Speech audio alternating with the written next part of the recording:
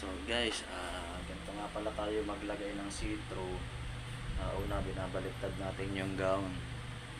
After natin baliktad yung gown, tapos yung citro na ikakabit natin guys, ano rin yan, baliktad din. Kailangan parehas silang baliktad. Tapos i-popper natin yan dyan. Kailangan paikot ng ano yan, ng pin. Para maganda ang ano, pagkakabit ng citro. Medyo baba natin yun lang siya ng konti para maganda ang form sa harap.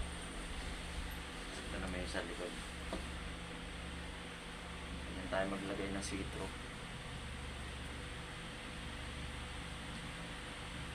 Paikutan natin yan. After natin paikutan yan guys, be-basting na lang natin yan. Talagyan natin ang basting sa gilid.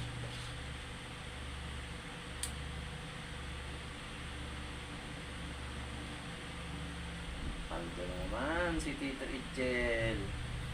May wedding gown na naman.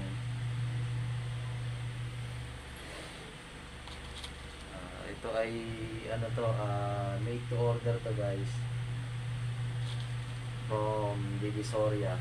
Isa sa mga kliyente natin na papagawa sa atin sa Divisoria.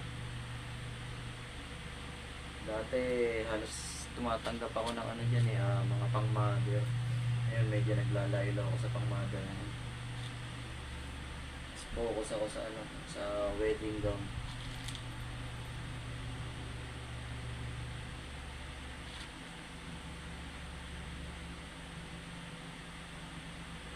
Guys, makabaliktad din yan. Ayan, tayo nasa labas.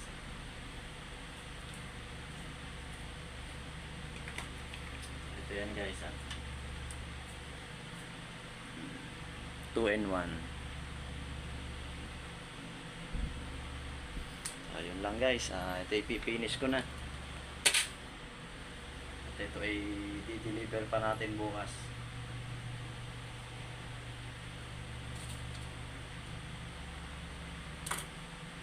Paano, yun lang guys. Salamat.